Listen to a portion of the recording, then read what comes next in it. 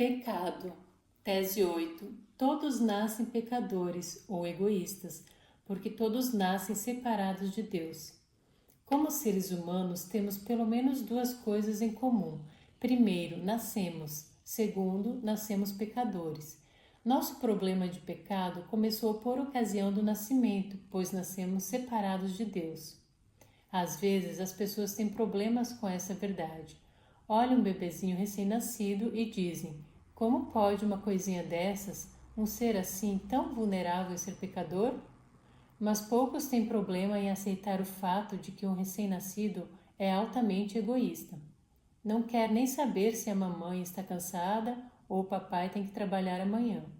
Se o bebê deseja ser alimentado ou limpo ou entretido, terá meios de fazer com que se saiba disso. Um bebê é inteiramente egoísta. Nascer neste mundo é uma experiência trágica. O pecado é a herança dos filhos. O pecado o separou de Deus. Devido ao pecado de Adão, sua posteridade nasceu com propensão inerente à desobediência. Nas primeiras 7 teses estivemos tratando do assunto da justificação. Uma vez que o oposto de justiça é pecado, isso parece ser o próximo assunto lógico a considerar. Um claro entendimento de justificação e pecado é essencial para qualquer estudo do assunto da salvação pela fé. O modo como se encaram esses dois tópicos pode representar a fenda na calçada que posteriormente torna-se o Grand Canyon. Nosso estudo da justificação até aqui poderia ser resumido, dizendo-se que justificação deriva de relação com Jesus, não tem por base o comportamento. Se isso for verdade, então precisamos também definir pecado como algo mais do que comportamento. Somos pecadores por nascimento, somos pecadores por natureza. Nossa natureza é perversa. Nossas más ações representam somente o resultado. Paulo declara em Efésios 2:3 que somos por natureza filhos da ira. O Salmo 58:3 reza: desviam-se os ímpios desde a sua concepção. Nascem e já se desencaminham, proferindo mentiras. E no caso de não estar certo quanto a quem incluir entre os ímpios, tenha em mente. Romanos 3:10. Não há justo nenhum sequer. Conta certo relato que um escorpião desejava atravessar o rio. Ele encontrou uma rã junto à margem e pediu que lhe desse uma carona sobre suas costas. Oh, não, disse a rã. Se eu lhe deixasse subir às minhas costas, você iria ferroar-me e eu morreria. Por que iria eu fazê-lo? Perguntou o escorpião. Se eu a ferroasse e lhe causasse a morte, então nós, ambos, iríamos afogar-nos, e eu jamais conseguiria atravessar o rio. Bem, o argumento do escorpião parecia ser lógico para a rã, e assim ela permitiu que lhe subisse às costas. Passou então a nadar através do rio. Mais ou menos na metade do trajeto, o escorpião a ferroou, e ao soltar seu último alento, a rã ainda disse: por que fez isso? Agora nós dois vamos morrer. O escorpião respondeu com tristeza: eu sei, mas não pude evitá-lo, é minha natureza. Este é o dilema da raça humana. Nossa natureza é caída. Não podemos evitá-lo. Mesmo reconhecendo que nos estamos destruindo, descobrimos que somos incapazes de parar de pecar, pois nossa natureza é que é má. O resultado de comer da árvore da ciência do bem e do mal é manifesto na experiência de todo homem. Há em sua natureza um pendor para o mal, uma força a qual, sem auxílio, não poderá ele resistir. Educação, página 29. Por causa do pecado de Adão, nossa natureza se acha decaída e não podemos tornar-nos justos. Caminho para Cristo, página 62. Devido ao fato de nosso problema de pecado ir mais fundo do que simplesmente fazer coisas erradas, visto sermos pecadores desde o momento em que nascemos neste mundo de pecado, então a resposta para o problema do pecado deve ir mais fundo do que o comportamento. Deus se propõe começar tudo de novo. Ele nos oferece um novo nascimento com uma natureza totalmente nova. Jesus explicou a Nicodemos em seu sermão da meia-noite: aquele auditório de uma só alma que, a menos que haja um novo nascimento, não temos esperança de ver jamais o reino dos céus. O primeiro nascimento de nada vale para a vida eterna. É preciso seguir-se um segundo nascimento. A boa nova de salvação é que, por causa de Jesus, podemos receber nova natureza e, ao compartilhar sua natureza divina, podemos escapar da corrupção do mundo pecaminoso no qual nascemos. Tese 9. Deus não nos atribui responsabilidade por termos nascido pecadores. Um dia na Califórnia do Sul, um guarda rodoviário me fez parar no acostamento da estrada. Acontece que, exatamente naquele trecho, a rodovia estava em construção, o que era a causa da dificuldade. Eu estivera dirigindo na faixa errada, mas não me dera conta disso, porque a faixa de sinalização estava coberta de sujeira. Embora eu estivesse ciente da lei quanto à obrigação de dirigir na minha própria faixa, não percebi que a estava transgredindo naquela ocasião. O oficial que me multou era de opinião que a ignorância não serve como desculpa, mas eu entendia que era uma boa desculpa. Assim, em lugar de pagar a multa, apelei ao tribunal. Felizmente, o juiz viu a coisa segundo minha perspectiva e anulou a multa. Quem você acha que estava certo, o juiz ou o patrulheiro rodoviário? Acha que a transgressão por ignorância é uma escusa legítima ou não? Como considera Deus nossa ignorância em termos de manter-nos sob a responsabilidade por quebrar sua lei? Poderíamos estudar várias passagens bíblicas para descobrir a resposta a esta pergunta. Ezequiel 18:20 declara: a alma que pecar, essa morrerá. O filho não levará a iniquidade do pai, nem o pai a iniquidade do filho. A justiça do justo ficará sobre ele, e a perversidade do perverso cairá sobre este. Em João 15:22, Jesus disse: se eu não viera, nem lhes houvera falado, pecado não teriam, mas agora não tem desculpa do seu pecado. E, novamente, em João 9:41, respondeu-lhe Jesus: se fosseis cegos, não teríeis pecado algum, mas, porque agora dizeis, nós vemos, subsiste o vosso pecado. Já se perguntou por que levou tantos anos até que Jerusalém fosse destruída após Jesus ter vindo e falado à nação judaica, deixando-a sem desculpas? Por que não desceu fogo do céu na manhã da ressurreição e destruiu aqueles que assassinaram o Filho de Deus? O livro O Grande Conflito apresenta duas razões. Primeiro, nem todos haviam ouvido, mesmo entre os adultos. Segundo, as crianças. Muitos havia entre os judeus que eram ignorantes quanto ao caráter e obra de Cristo. E os filhos não haviam gozado das oportunidades nem recebido a luz que seus pais tinham desprezado. Mediante a pregação dos apóstolos e de seus cooperadores, Deus faria com que a luz resplandecesse sobre eles, ser-lhes-ia permitido ver como a profecia se cumprira, não somente no nascimento e vida de Cristo, mas também em sua morte e ressurreição. Os filhos não foram condenados pelos pecados dos pais. Quando, porém, conhecedores de toda a luz dada a seus pais, os filhos rejeitaram mesmo a que lhes fora concedida a mais e tornaram-se participantes dos pecados daqueles e encheram a medida de sua iniquidade. Não é bom sabermos que o juiz de toda a terra leva em consideração nossa ignorância de sua lei antes de pronunciar sentença sobre nós? Mesmo que sejamos pecadores por nascimento, ele não nos imputa a responsabilidade por nossa condição até que tenhamos suficiente luz e oportunidade para o arrependimento. Temos pelo menos 3 problemas com o pecado neste mundo. O primeiro é o problema da natureza pecaminosa com que nascemos. O segundo é o problema de nosso pecaminoso registro de vida, nossos pecados que cometemos no passado. O terceiro é o problema de nossos pecados no presente. Às vezes, as pessoas fazem a ideia de que se parássemos de pecar no presente e nunca mais falhássemos ou pecássemos, então não mais precisaríamos de Jesus.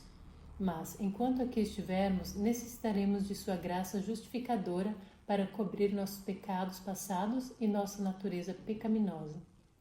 Por outro lado, alguns acham que algo precisa ser feito para expiar nossa natureza pecaminosa e, crendo que somos pecadores por nascimento, julgo necessário batizar as criancinhas a fim de superar esse problema.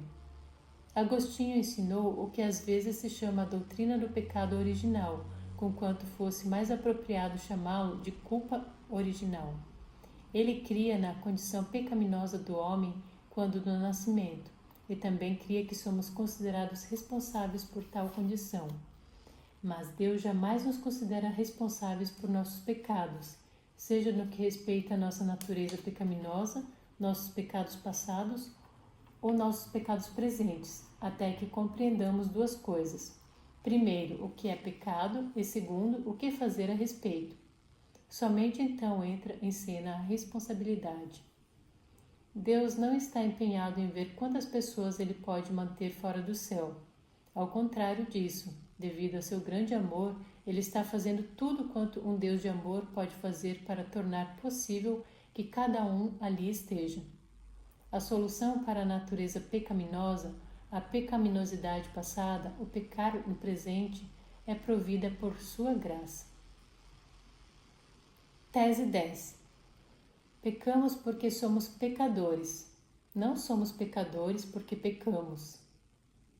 Um grupo de estudantes de medicina recebeu um cadáver para estudar durante seu curso de medicina. Reuniram-se no salão onde estava o cadáver e trocaram ideias sobre o problema que tinham diante de si. Ele parece horrivelmente pálido, frisou o primeiro estudante. E fica aí parado, sem fazer nada, acrescentou o segundo. Estou certo de que não pratica exercício suficientemente para manter-se saudável, observou o terceiro. Creio que nosso primeiro objetivo deve ser fazê-lo movimentar-se por aí para melhorar sua circulação, concluiu o quarto. Assim, tentavam convencer o cadáver a se mexer, mas este apenas permanecia inerte sobre a mesa, frio e sereno, sem perturbar-se com o que dissesse ou fizesse. Bem, esta é uma ilustração. Certamente já o perceberam, mas, empregando essa analogia um tanto tétrica, permita-me reformular a tese 10. Um cadáver jaz sobre a mesa porque está morto. Ele não está morto porque jaz sobre a mesa. O comportamento típico de um cadáver ocorre como resultado de estar sem vida, não é a causa da morte. Espiritualmente, nascemos mortos. Paulo fala em Efésios 2:1 sobre estar mortos em vossos delitos e pecados. Os atos pecaminosos que pessoas pecadoras cometem são apenas o resultado dessa condição, não a causa. Não estou tentando dizer que pecar não é pecaminoso. Estou argumentando que pecar não é o que nos torna pecadores. Se você pudesse parar todo o comportamento pecaminoso exatamente agora, isso o tornaria justo? Não, apenas o tornaria bem comportado. O Desejado de Todas as Nações, página 17, declara: o pecado originou-se na busca dos próprios interesses. Pense nisso por um momento. Lúcifer havia sido honrado mais do que todos os anjos celestiais. Ele era o mais elevado dentre todos os seres criados. Mas, em lugar de continuar buscando ao Senhor, em vez de manter-se em comunhão com Ele, em vez de ter como maior alvo a glória e honra de Deus, Lúcifer começou a visar a sua própria glória. O pecado não começou com Lúcifer roubando maçãs da árvore da vida. Começou com sua busca de glória e interesse próprio, e a glorificação da criatura em lugar do Criador. É uma lei universal que se torna impossível procurar a glória de Deus e nossa própria glória ao mesmo tempo. O primeiro dos 3 anjos de Apocalipse 14 vem com uma mensagem de toda a nação, tribo, língua e povo. Temei a Deus e dai-lhe glória. Verso 7. A obra do Evangelho não tem lugar para a glória do homem. Justificação pela fé é a obra de Deus ao lançar a glória do homem no pó e fazer pelo homem aquilo que ele por si mesmo não pode fazer. Testemunhos para Ministros, página 456. Adorar a nós próprios em lugar de Deus é a causa de todos os pecados que se seguem. A pessoa que tem força de vontade talvez seja capaz de controlar seu comportamento, mas nem mesmo o mais forte pode mudar sua condição pecaminosa. É-nos impossível por nós mesmos escapar ao abismo do pecado em que estamos mergulhados. Nosso coração é ímpio e não o podemos transformar. Caminho para Cristo, página 18. Qualquer mudança exterior que possamos realizar separadamente de Cristo resultará apenas na exaltação de nossa própria glória e na redução a pó da glória de Deus. E terminamos, mais do que nunca, longe da vida em Cristo, que é oferecida mediante relacionamento e comunhão com Ele. Um cadáver pode ser lavado, penteado e vestido com as roupas mais finas. Pode não ser culpado de cometer uma só coisa errada. Pode até ser levado para uma igreja. Mas ainda é um cadáver. Somente vida nova, partindo do interior, dada por Deus, pode operar a mudança da morte para a vida. A nova vida é recebida mediante relacionamento com Ele. A lei do Espírito da vida em Cristo Jesus te livrou da lei do pecado e da morte. Romanos 8:2. Tese 11.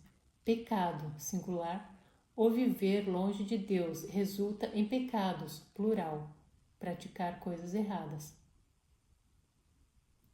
Há uma diferença entre pecado no singular, viver longe de Deus, e pecados no plural, fazer coisas erradas.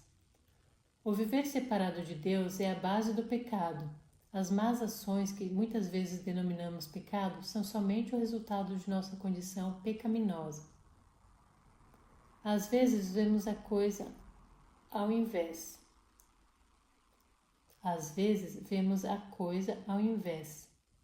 Pensamos que fazer coisas erradas é o que nos separa de Deus.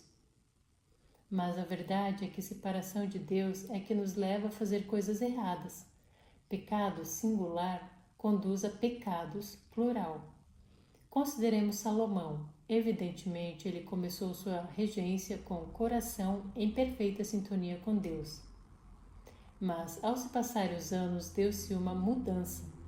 Sendo já velho, suas mulheres lhe perverteram o coração para seguir outros deuses, e o seu coração não era de todo fiel para com o Senhor, seu Deus, como fora o de Davi, seu pai. 1 Reis 11:4. O que aconteceu com Salomão? Começou ele a fazer coisas erradas e persistiu em praticá-las até que seu coração não mais era perfeito? Não, foi exatamente o contrário. Essa descrição de sua decadência é encontrada nos comentários de Ellen White, nos Comentários Bíblicos, volume 2, página 301. Todos os pecados e excessos de Salomão podem ser acompanhados até a origem de seu grande erro em cessar de depender de Deus para obter a sabedoria e andar em humildade perante Ele. O mesmo foi verdade quanto a Eva. Alguns têm pensado que ela caiu porque comeu o fruto, quando o certo é que ela comeu o fruto porque havia caído. A certa altura, antes que ela estendesse a mão para apanhar o fruto, tinha chegado a desconfiar de Deus e a depender dela somente. A ação que se seguiu foi somente o resultado. Pode levar algum tempo para alguém que esteja vivendo separado de Deus chegar à condição de cometer pecado aberto. Levou tempo para Salomão. Pode também levar tempo para alguém que esteja buscando a Deus e um relacionamento com Ele experimentar vitória ininterrupta. É possível estar buscando a Deus e ainda estar crescendo em termos de comportamento. Mas, no final, a condição do coração para com Deus é o fator decisivo para a vida exterior, tanto quanto para a interior.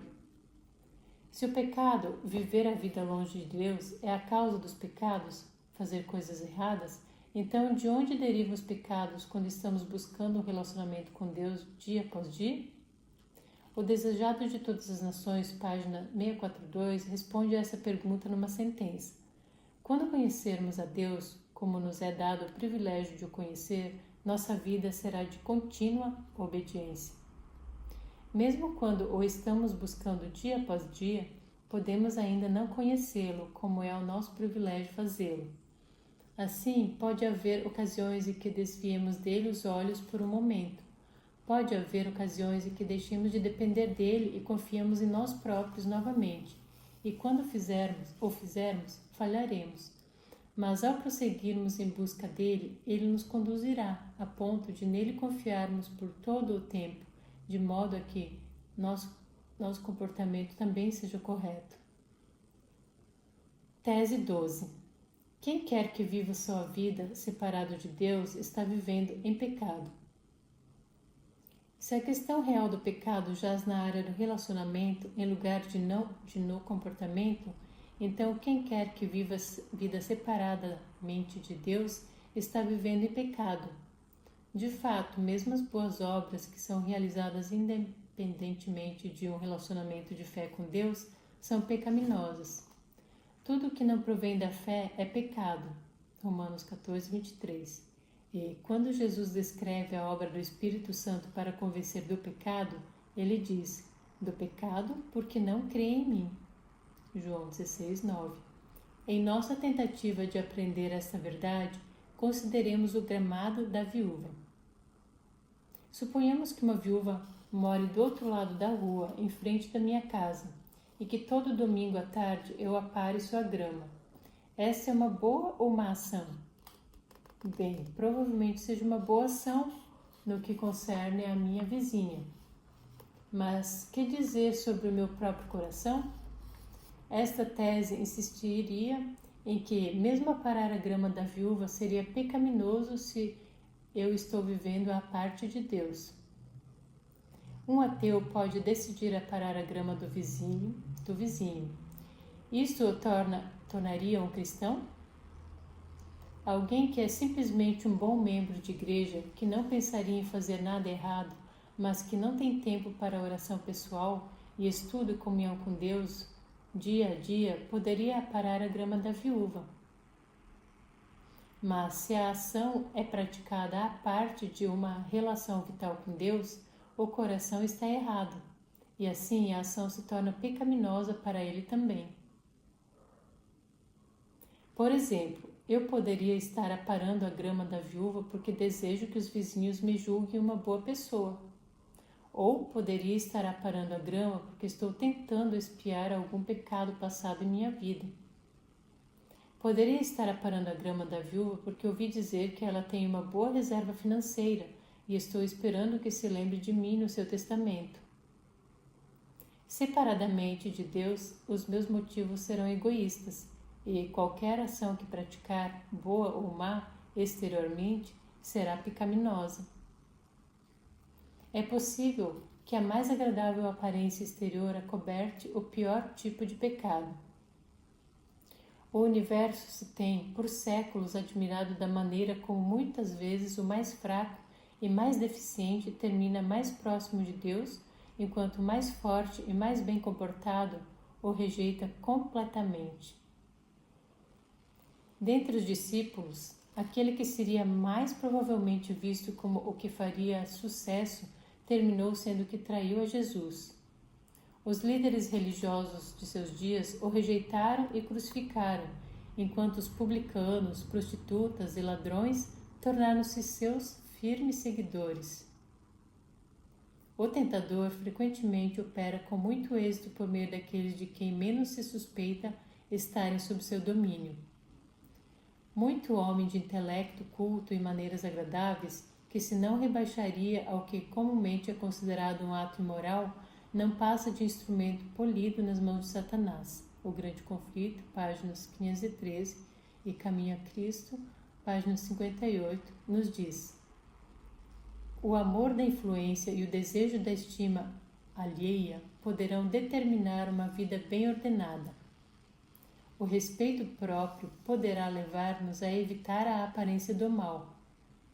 Um coração egoísta poderá praticar ações generosas. Se o coração é pecaminoso, uma vida bem ordenada pode ser um engano ainda maior. O que é mais perigoso? Uma garrafa marrom escura debaixo da pia, com a gravura de um crânio e 2 tíbias no rótulo e veneno no interior, ou uma garrafa no refrigerador com a marca 7up, com veneno dentro? Você está vivendo em pecado hoje? Faz pouca diferença se é fraco e deficiente ou se é um fariseu dos fariseus como Paulo, antes que se encontrasse com Jesus na estrada de Damasco. O caminho para a liberdade do pecado, seja esse pecado manifesto em bom comportamento ou mau comportamento, é ir a Jesus para obter salvação e continuar indo a Ele. Somente Jesus pode conduzir-nos do pecado para a justiça.